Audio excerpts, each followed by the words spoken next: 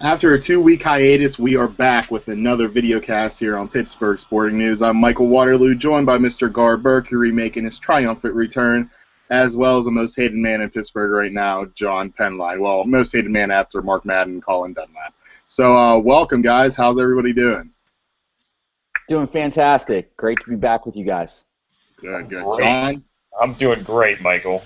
I'm sure you are. A lot to talk about today and not too much time. Of course, you have the Pirates losing the wild card game. You have the Steelers coming off a embarrassing loss, some may call, but I call it what I expected with Mike Glennon at the helm, a loss to the Tampa Bay Buccaneers going against the lowly Jacksonville Jaguars, a team I had going to the playoffs this year, which I look stupid for, as well as the Pens starting their season in 3 days, and John's Virginia Cavaliers defeating the Pitt Panthers. So, guys, a lot to get to, not too much time. Like we always do, let's do a player of the week. And with such a sad week in Pittsburgh, I guess there really isn't too much to discuss. But I'm going to go with Antonio Brown. Continues to prove he deserves that Calvin Johnson money or Larry Fitzgerald money, as Mike Wallace put it a few years ago, as he hauled him 7 catches for 131 yards and 2 touchdowns to defeat, in the loss to Tampa. I'm sorry. He won a lot of people at fantasy matchups, but that's about it. So congrats to Antonio Brown. Maybe he can do it against a Jaguar secondary who's even worse than Tampa's today. But let's get right into it first. Let's talk about the Pittsburgh Pirates loss. And, guys, I don't know about you, but I wasn't that surprised. As you know, I've been kind of negative on the Pirates all year, saying everywhere I saw on Twitter, anywhere I saw from local Pittsburgh media, it seemed like everybody thought the Pirates were a sure bet just to coast through this. I didn't see anybody say, that, hey, the Giants, they are Super Bowl. It's early for me, guys. I'm so sorry. That they're World Series champs. They have Buster Posey. They have one of the best pitchers in the game, Madison Bumgarner. To me, it's just like they're finally facing some competition this month. They haven't faced any at all, so let's see what they do. How surprised were you guys at the outcome? And if you expected a loss, you expect it to be 8-0. John, I'll get back to directing. Well, I mean, I was at the game, so obviously I had even more of a reason to not want that result. But it wasn't surprising that they lost. It was surprising that they got absolutely demolished. I figured that Bumgarner would shut them down. I don't know. Maybe I'm not that surprised. I guess Volquez. I mean, Volquez has pitched great this entire month, or the entire month of September, and he's been pretty solid all year. But he has a history, and now it's for sure, a history of getting too amped up in big situations and overthrowing the ball. And I didn't have a great angle on the pitches that that he was throwing. But my dad was texting me the whole time, and in like the second inning, he was like, "Volquez is on borrowed time." He goes, "This game is going to get out of hand in a hurry." And it was 0-0 at that time. Well, to be fair, we didn't have a good view of the pitches either because ESPN likes doing that side camera. But I digress. Continue. Well, and I watched the game the next day from the broadcast, and it was painfully obvious. The ball was up, he was missing. They were calling inside curveballs, and he was leaving them flat over the plate. But going into that game, I thought, it's a 50-50 game. I mean, it's a best of one, and the Giants put out their best starter. The Pirates didn't because they were going for a division, whether you think that was a good move or not. And it just didn't go that way. And in a 3-game series, I think I would still like the Pirates over the Giants, but just the way that Bumgarner pitches, I mean, you basically had to hope that for a repeat, from the last time that they faced each other, and you just weren't going to get that. And Gar, before we get your thoughts on it, the thing about it, you said, they went for the division, which I agree with the way they did that, because to me, regardless of who you put on the mound, what were they going to do in an 8-0 game? What kind of pitcher was going to go toe-to-toe and put up zeros like Madison Bumgarner? Are you kind of with that school of thought also there, Gar? Yeah, I was at the game also, and I was on the third baseline up in the nosebleeds, and I'm piggybacking on what John said about Volquez. He looked like he was a little too amped up.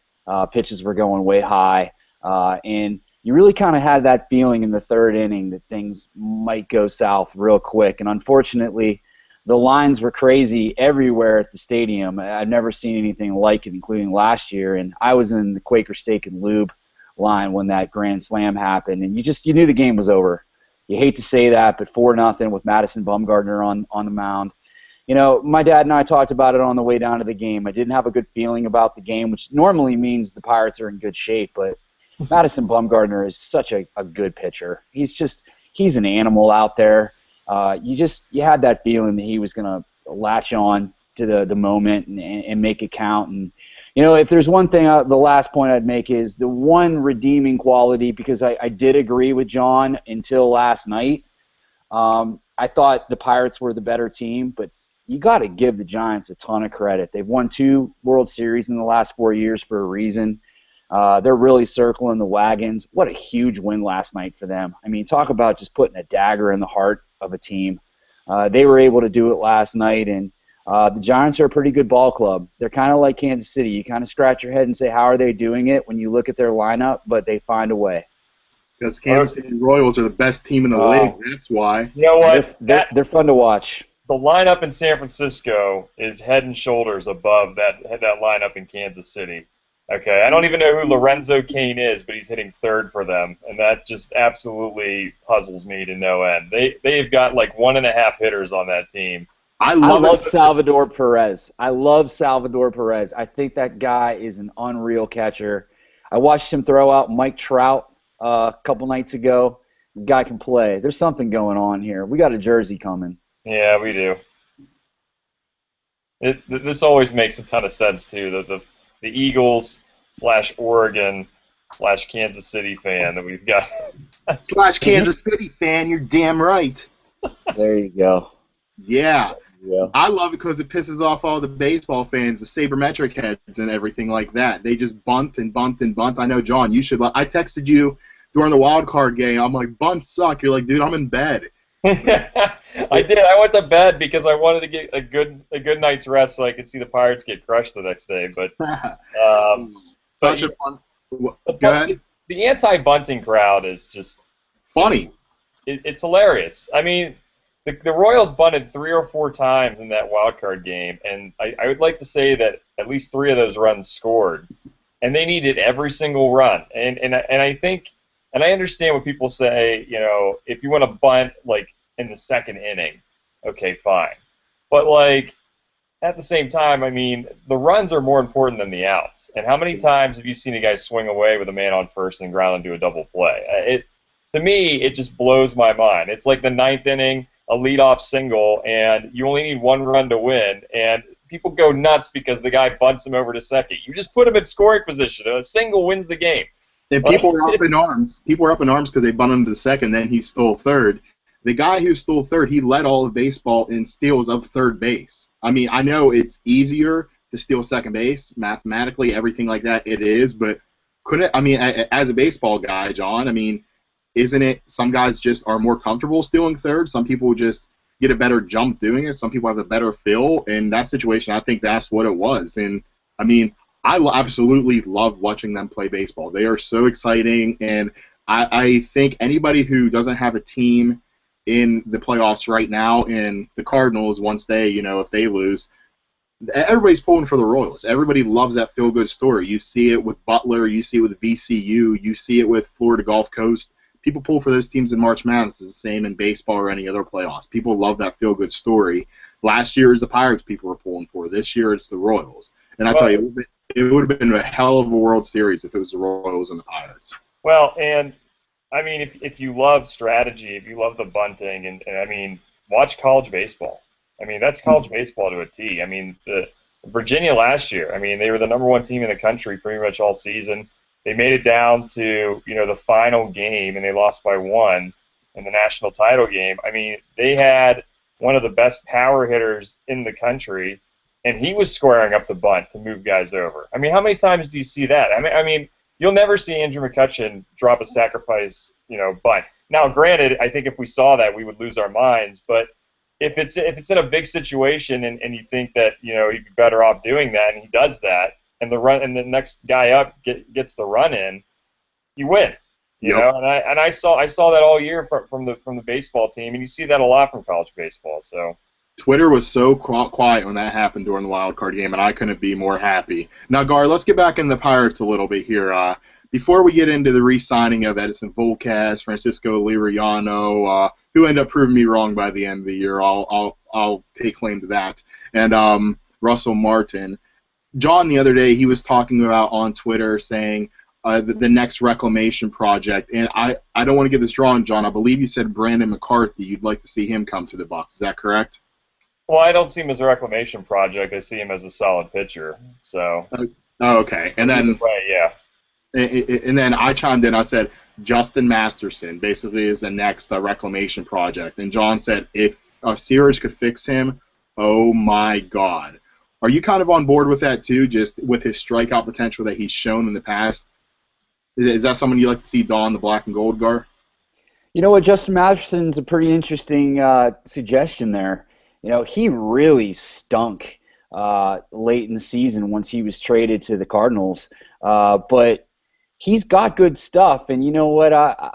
Since we're admitting where we were wrong, I couldn't have been more wrong about Edinson Volquez. I lambasted the organization for being quote unquote cheap, and he's a prime example. I mean, if you look at a guy like Volquez having the kind of year that he had, starting a playoff game that you have to win, Masterson's not a crazy idea. You know, between him and Jim Benedict's another guy who just seems to, you know, he breathes near these guys and they seem to become Cy Young Award winners. I mean, so it sounds like a great idea to me. I mean, one last point, they're going to need some veteran pitchers because Charlie Morton is out. I'm not a big Charlie Morton fan, even under the best of circumstances. You're probably going to lose Volquez, and you're probably going to lose Liriano. So they need veteran pitchers. I'm not a big Garrett Cole is going to, you know, shoulder the load the entire year and be an ace type of pitcher at this point. They need guys who can step in and get the job done and fill in the, you know, those first few starting positions if they're not going to re-sign Volquez. I agree, and while we were wrong on Liriano and Volquez, respectively, Gar, give a little hat tip there to Mr. John Penline, who was all in on Volquez. I mean, when I say all in, he said he'll have an ERA sub-4, and trust me, he let Pat Lackey know about any single chance that he got on Twitter. But, John, do you think your boy is going to be back next year, or do you think they're going to re-sign Liriano or Martin instead? And is there any way they can sign all three? I don't think they sign all three, and I think if they re-sign Martin, they're definitely not going to re-sign the other two. I mean, I don't know.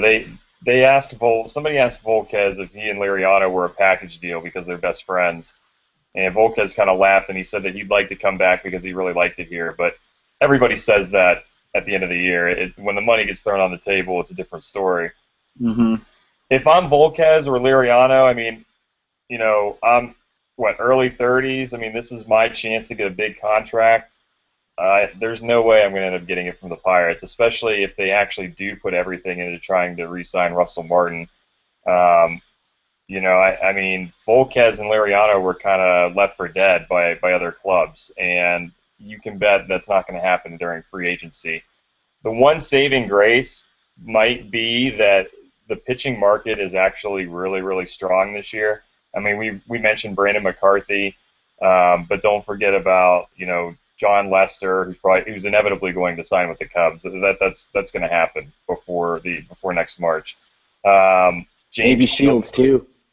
Yeah, James Shields is a free agent. You know, teams are probably going to be trying to acquire Johnny Cueto. Buster Olney wrote about how Johnny Cueto is going into a team option this year, and the Reds really are on the decline, and they're probably better off dealing him before next season. You know, Samardzija, I believe, is on an option. I don't think the A's are going to want to hold on to him because they're clearly going to be, you know, going to start rebuilding. So there's a lot of pitchers out there. There's a lot of names. I don't know how high the price is going to be for Liriano and Volquez, but I can imagine it's going to be. I mean, Volquez is probably going to at least double up, you know, from his $5 million contract that they had this year. Hey, Mike, not to steal your thunder because you're our MC, but I do have two quick questions. Sure. You know, everyone else in the division, I mean, let's just assume the Cubs are going to continue to boost their payroll here now that they've kind of got all the position players they need, blah, blah, blah. Everyone else in the division is at $100 million payroll or better. The Pirates were at just under 75, I believe. I'm not privy to all the numbers and who's getting what, and we have a lot of arbitration-eligible players besides the big three we're talking about. Will the Pirates be willing to push towards $100 million, and would you guys would you tender, obviously you would tender Martin, but would you tender Liriano at $15 million? I'll take this first, John. I say they will get toward 100. They won't eclipse it, though. I can see them being somewhere around 93 million or so for next year. And I personally don't think Russell Martin is going to be a Pirate next year. I think he will be a Chicago Cub. Yep. That's the team I see him going with. I wouldn't be shocked if he's with the Pirates. I just don't think it'll happen. If Russell Martin isn't here, Liriano will be. If Martin is here, Liriano won't be. Would you tender both? If it's my money to throw around, absolutely I would. Yeah. And you guys know how I feel about Liriano. He's I think he's the most inconsistent pitcher in baseball. But when he's on like no other. And with Searage there and Benedict, absolutely I would. So I think it's one or the other though. John? Yeah, I agree. This is going to be a really weird or really interesting offseason. Last year I was pretty on board with what management did. I mean, I would have liked to see them at least tender A.J. Burnett to get that draft pick. But other than that, I was perfectly fine with them not being too aggressive and really letting go of Bird and Burnett, and we saw how well that worked out for the Phillies when they signed them to those deals. This year's a different story. They have to be more aggressive. They have to try to re-sign Russell Martin.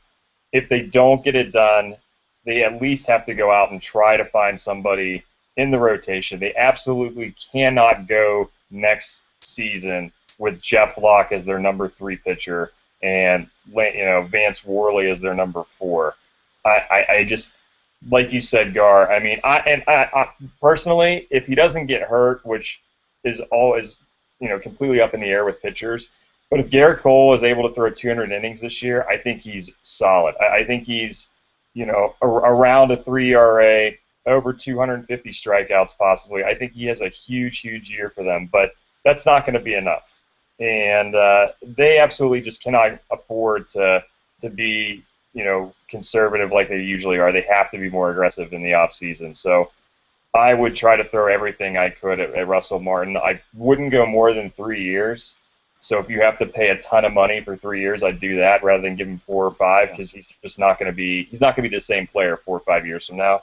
Catchers always decline around 30 anyway when they turn it. I can see Martin getting anywhere between 3-year 45, 3-year 50 million. That's what I think he'll command. And if the Pirates, I think the Pirates need to offer him that straight out of the gate. Say, here's 3-year 45 million. Is that enough to get it done? What would you need to get it done? Yeah, I mean they basically they can't lose out to a team that offers them something that they could have offered. Right. If a team offers him $20 million over 5 years, which is $100 million, then yeah, I can totally understand that. I mean, as great as he is, he's not a $100 million player. But if they offer, if a team takes him for 3 years at $12 million a year, I mean, that's when everybody's going to be up in arms because that's definitely a deal that the Pirates can make. Absolutely. Gar, how about your answer to your own questions there? Yeah, it's like John just said. It's time. I mean, I'll keep it specific to one salient point, hopefully, that you guys agree with. We can assume more than likely Andrew McCutchen is with us through 2017. That's not a real big window. And if you assume that he will be moving on once he becomes a free agent, you have to strike while the iron is hot. You have to go after it now. You have to do that. And if that means pushing the payroll up to close to $100 million, I don't want to get into a big debate about the Pirates being cheap or anything like that because that's stupid talk. But what we do need to look at is, the Pirates right now are in a position where they have the ability to spend upwards of $100 million and be totally fine. The reason I say that without a lot of knowledge is if the Reds can do it, if the Brewers can do it, the Pirates certainly have the ability to do it, at least in a smaller window. I'm not talking about, pushing over the $100 million plateau in 5 years. I'm talking about doing it now, maybe over a 3 or 4 year window while you have one of the best players in baseball. You're not the Red Sox. You're not even the Tigers. You're not even the Cardinals. You're just not in a position where you can just say, we'll wait a year here, we'll wait a year there, because the Garrett Coles, the Andrew McCutchens of the world, they're going to be gone. And like you said, I couldn't agree more, Michael. I have this feeling that the Cubs are going to throw a 5-year deal at Russell Martin. It just seems like the perfect fit. They have everything they need in place except for a great catcher. I mean, assuming that a lot of these younger players continue to develop, then they can put everything else. They can throw all their money into pitching, which I think they're going to do. I think Lester's going to be a Cub, and don't be surprised if they take a big run at James Shields also. I mean, I think the Cubs are well on their way, which would be my last point. When you look at all the teams in the division, when you think of the Reds and the Brewers as being, maybe they're on the decline, those are still pretty good baseball teams. That leaves you with the Cardinals, who are always going to be there, and a Cubs team that seems like they're really ready to go and could be a really strong team over the next few years. So strike while the iron's hot. Go for it now, because it's very possible this team could be on the decline in 2 or 3 years. I can't wait to watch the Cubs over the next few years. They're the Astros. So exciting. So unbearable. What? We're going to find ourselves rooting for the Cardinals in the playoffs because of the Cubs. You can mark that down. We'll see. Give Theo Epstein credit. Further away. Give Theo Epstein credit. He did a great job of building that organization up in terms of position players, and has kind of just been waiting to cash in his chips, because you both understand better than I do the amount of money that the Cubs can spend is right there with the top 5 teams in the league. They've been kind of waiting on doing that, and now I think they're going to be all in. I think the Cubs are going to be – they could be a wild card contender as early as next year if everything goes as planned. Well, but here's the thing that I want to warn everybody about first with that, and I don't entirely disagree, Gar, but these guys that are in the system that are coming up, they have to play in the majors. I mean, Chris Bryant has been unbelievable since he's been drafted, and he's going to come up next year. And he might crush the ball, but he also might struggle. So I think, and it's one thing where, if he has a weak spot and a team can exploit it and he can't adjust, his career is over before it really began. And I'm not praying for that or anything, but as many great prospects as the Cubs have, there's going to be a couple of those guys that just aren't going to pan out. I mean, Jose Tabata was like a top 25 prospect. And I think it was the 2007 top prospect list for Baseball America. Travis Snyder was a number 11, and he moved up to number 4. You just don't know how it's going to go. The odds are certainly in their favor, but it's not a done deal for them yet. And it would be the most Cubs thing ever if they got Lester, Shields, and Martin, and half of those guys in the minors didn't pan out at all, and they ended up with a mediocre team and an inflated, payroll. I mean, that would be a very Cub thing to do. One can hope. I hate the Cubs. I do. I don't know what worse it is. Worse than the Cardinals. We're worse than the Cardinals. When they win, it's unbearable. It's funny. I enjoy entertainment, though. Before we move on to some football, we have a Facebook post here for something they want us to address. And this comes from Scott Carlisle Walters. He says, let's get a groundswell of support to have Nutting sell the Pirates to someone like Mark Cuban who will spend money. Hashtag sell Nutting, hashtag Mark Cuban. This is a John Penline question if I've ever seen it. Yeah, I'll leave it to John. Go ahead, John. You can address it. Yeah, I mean, Mark Cuban, he's got so much money, he's willing to pay Taco Corp $1 million for his EBDB webpage. If anybody's a fan of the league, this thing is so overblown, it's not even funny. First of all, Mark Cuban was supposed to buy the Pirates, then he was supposed to buy the Cubs, and neither of those things panned out. He even admitted that even if he owned the team, he wouldn't be able to just spend like the Yankees. He admitted that. He said that they'd be able to bump the payroll up to $90 million, which I guess if you compare that to now, it'd probably be about 110 million. But that doesn't buy you wins. It just doesn't. I mean, I would love for Bob Nutting to be more aggressive, especially this offseason. We'll see if he is. But this whole sell the team, Bob Nutting, he took over as majority owner in 2007, and in 7 years created a team that has now been in the playoffs back-to-back seasons. I mean, it's the way that they've managed is totally different than the way that McClatchy managed. And McClatchy went out and got big free agents. He went out and spent a ton of money on guys like Jason Kendall. They made trades with Brian Giles. They got solid players back in return. They gave them a ton of money.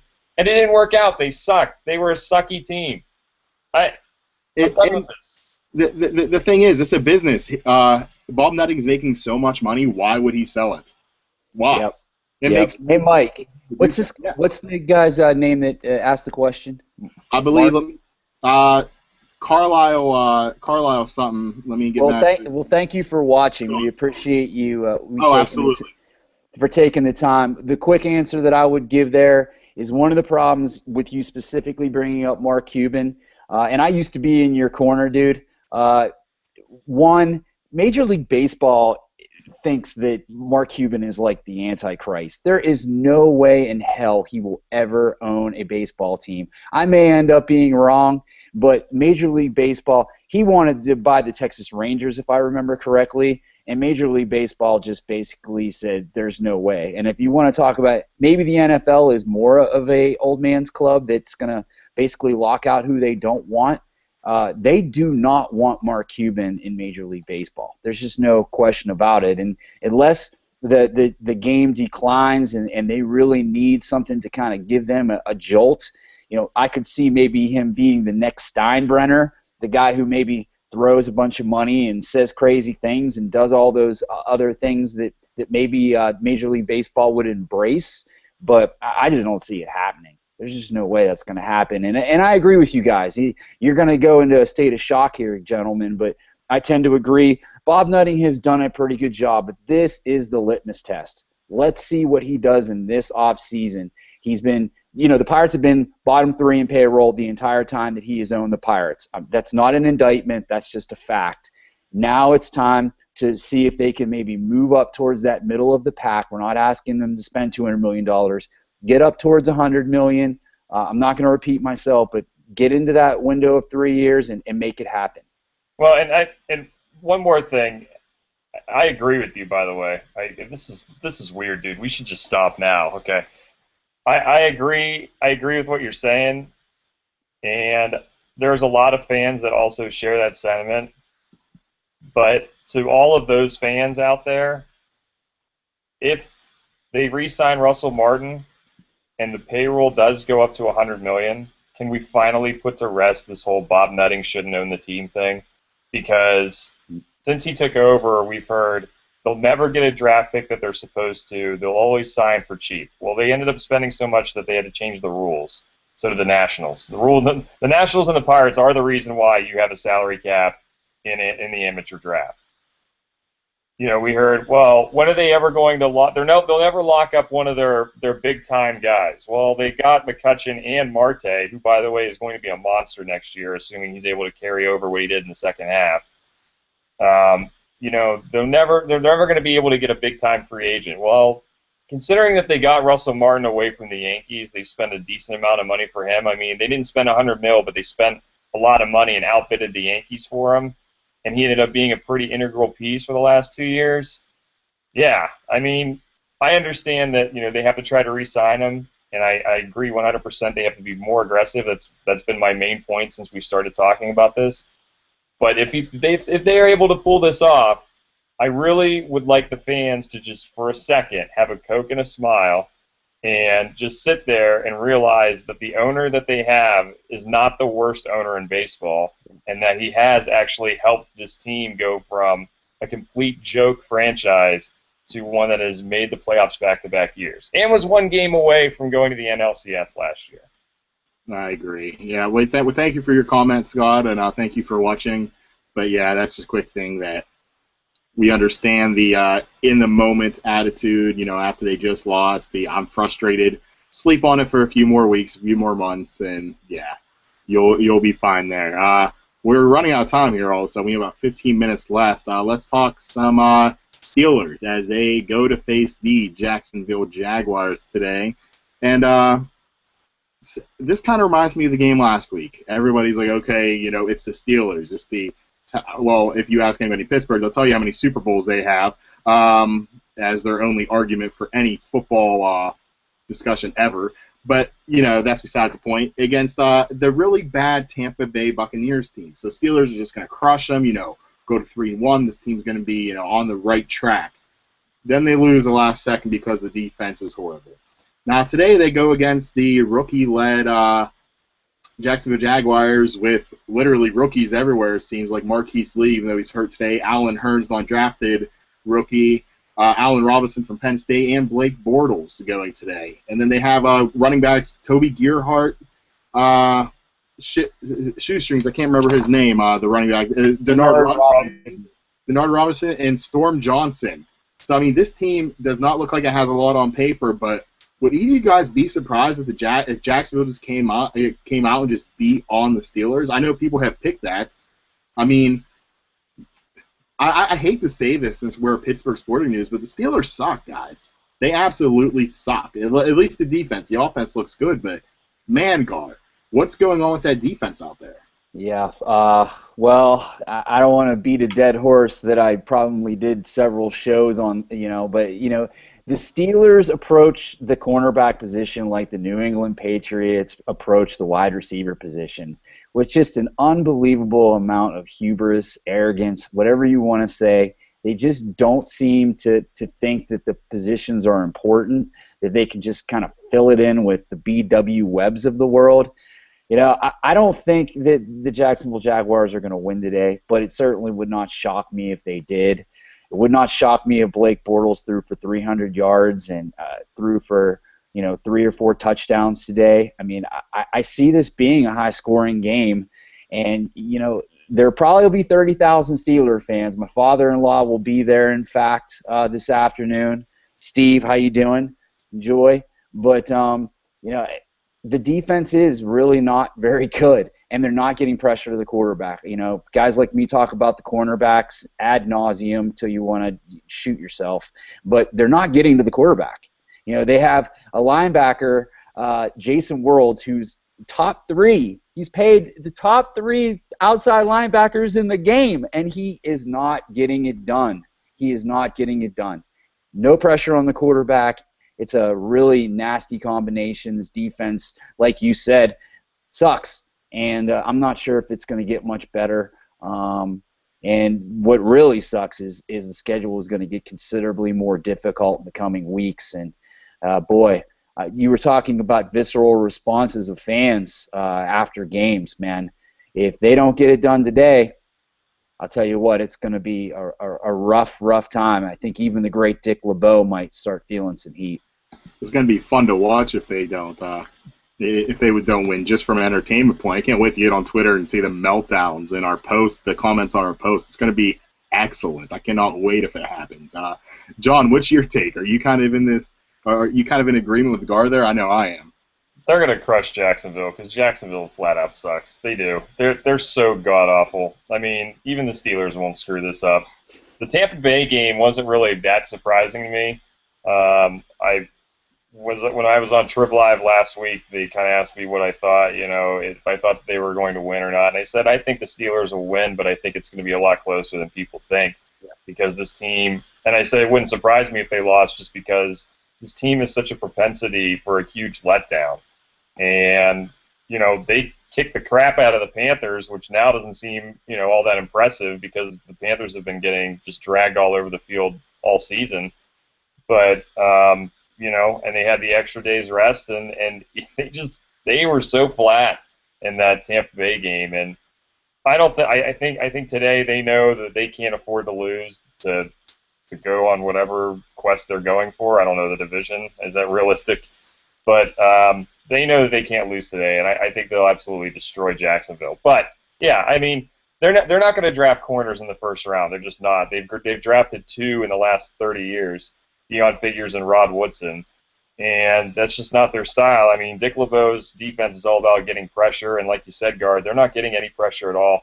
And it's also predicated on stopping the run, and they can't really stop the run. They don't have the personnel to do it. They don't have Casey Hampton anymore, and when you cannot make a team one-dimensional like the Steelers did 5-6 years ago, you're not gonna be able to stop the team in the air, especially with a defense that's not built on tight press coverage and everything else. So the defense is going to get a lot worse. And honestly, I mean, this is a big season because people don't want to hear this, and I might be totally off, but if they go 5-11, 4-12, even 6-10, Ben Roethlisberger's gone. He's not going to want to re-up for this team and get his ass kicked every single week when he's at the twilight of his career and he has one more big contract left. If there's a team out there that all they need is a quarterback and they offer him the money, he's gonna take it because he's gonna want to win.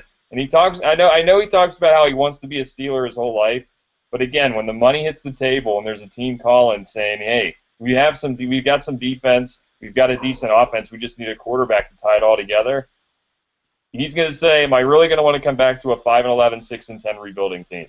Before Gar says a word, I'm gonna say it for him. He's gonna go to Arizona, right, Gar?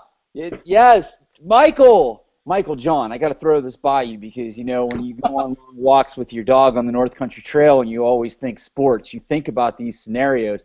I'm not exactly sure when the trade deadline is, but let's look at worst case. I'm sorry. Week 8.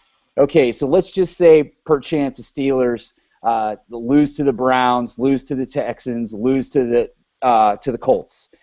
What would you guys think about the possibility, Mike, of the Steelers trading Ben Roethlisberger to the Arizona Cardinals, a very good team, I might add, that is trying to do it?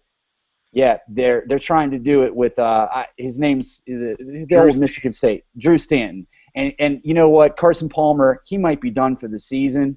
That nerve issue thing is real shaky. Anytime you get into that, what would you think about the possibility of trading him to Arizona right now? Try to maybe even get a first-round pick. Bruce Arians loves Ben Roethlisberger. Clearly, they would be reunited, and maybe the Cardinals would give you a first-round pick. Would you guys do it? Are we talking us, or do we think the Steelers will? I mean, I'm talking you. If you're Kevin Colbert, guys, I mean, would you make that deal? It'd have to be a king's ransom. It really would. It'd have to be a couple first-rounders and a couple. I mean, it'd have to be similar to the RG3 trade. That's how loaded it would have to be. And I mean, it's a Madden trade, really. And I mean, how many times do you see big-time players get traded in the middle of the season? I mean, he has to learn a whole new playbook. The Steelers would never do it. They would never do it. Yeah, I can't see just because of the PR. I can't see the Steelers ever doing it, though. As far as football sense, Gar, I'm with you. It makes sense from a football sense, absolutely. But as far as the PR, the marketing, the backlash they're going to get, whenever they say, Ben Roethlisberger is going to be a Steeler for life, when Ben says he's a Steeler for life, I can't see them doing it. I'd absolutely be okay with it. Send him off there. He loves BA. BA loves him. That's all they're missing there. But, I mean... What if you guys are right, though? What if you're both right? You both just made the point. Mike, you said... very likely he could end up in Arizona. And John said there's no way in hell he's going to want to stay on a losing team. Preemptive strike. I mean, maybe you're going behind closed doors and saying, Ben, this is what you want anyways. Let's get it done. It's going to be for the best interest of both teams. I mean, would that change the perspective? I would love it, personally, because it would take all the attention off of cheap owner Bob Nutting. But there's no way. Because basically what you're saying is it's week 8 and our season's over. Yeah. And if they were 0-8, I'd say, hell yeah, make a deal. But, I mean, they're probably going to win today. I mean, you have to at least consider they're probably going to win today. And a 3-2 team, even a 3-5 team, isn't going to trade away their franchise quarterback. It's not going to happen. I would have traded him last year because I'm pretty shrewd. But that's just me. I just don't see this. The Steelers aren't going to do that, and Kevin Colbert's not even going to be the GM next year after this debacle. So they're going to have to figure some other things out along the way. We absolutely agree with you that it makes football sense. We just don't see the Steelers doing it because that's how the NFL is. That's how the Steelers operate. However, I think it was Lock and Fora put out a report today that it's very, very, very likely Tom Brady could actually be traded before the trade deadline. So anything is possible. So, it's very realistic, they said. So, I mean, he looks horrible. So why not? Maybe you see Tom Brady toting the rock there in Arizona for the Cardinals. John, I know you have to go in a couple minutes, and we're going to end this show. But real quick, we're going to go through some football picks, okay? Just going to go 5 games. You guys say who you think's going to win, then we'll let you go on our friend's Trip Live radio show. So we'll save the Steelers game for last. Let's go with the aforementioned Arizona Cardinals at the Denver Broncos. I think it's going to be close. If Carson Palmer was playing, I'd give the Cardinals the edge, but I'm going to go Denver Broncos. Gar? Well, I hope this is an entertaining, high-scoring game because there's quite a bit of fantasy relevance for me in this one. You know what? You got to go with Denver here. I think Denver wins 35-31. John? Yeah, if the game's in Arizona, I'll probably lean towards the Cardinals, but it's in Denver. I'll pick the Broncos. All right, game 2 here. Let's go the Kansas City Chiefs, who just slaughtered the Patriots on Monday night at Levi Stadium, where the 49ers are coming off their first win at their new stadium. I'm going to go the 49ers, barely. 24-21. Yeah, you got to go with the 49ers here, but I'll tell you what, I'm getting my popcorn out for this one. This is probably the game I'm looking forward to most today. I think this is going to be a really entertaining game. And just a quick fantasy note, Alex Smith might be a nice little sleeper pick if you're dying at quarterback today. I do like the 49ers, though, 27-24. I like Kansas City. I mean, if there's one thing, the defense is starting to stuff the run a little bit, and they're going to key in on Frank Gore. I mean, the 49ers gave a huge contract to Colin Kaepernick and then realized, oh, crap, we have to have him throw the ball a lot. And he's just not a very good quarterback when it comes to throwing the ball. I don't care what people say. I think he's completely overrated. Russell Wilson is 10 times better than him, in my opinion. So they're going to key in on Frank Gore. They're going to try to hand it off 20 times to him. I think Kansas City finds a way to get this done. I think they're going to find a way to get it done this week. All right, and Bengals at Patriots for Sunday Night Football at Foxborough. Usually I'd never pick against the Patriots there, but I'm going to take the Bengals. Wow, this is a toughie for me. You know, the Patriots, to steal Boomer Berman saying, the Patriots probably circle the wagons here if you're going with your gut. The Bengals are just freaking dogs, too. They just never seem to win these type of games. But I'm going to go against all my reasoning here and pick the Bengals. That defense is so good. I like them to win this game 24-17. Yeah, we've been waiting for Brady to rebound, and it just isn't happening. I think the Bengals take control of this game early. And 2 more here, I guess 1 more because it's about to be quarter till. In the final game, the Steelers at the Jaguars. I'm going to take the Steelers 24-20. Yeah, the Steelers, they're going to find a way to win this game. It's going to be high scoring. I'm not really in love with this defense, clearly. Steelers win 35-27. The Steelers win 41-13. All right, and John, I know you got to get going, so thank you for joining us. And kind of an abbreviated show, but we will be back next week, hopefully, if I can wake up in time and I have a couple people joining me. And it's time to set some fantasy rosters. So for Gar Mercury, John Penline, Mike Waterloo, thank you for joining us.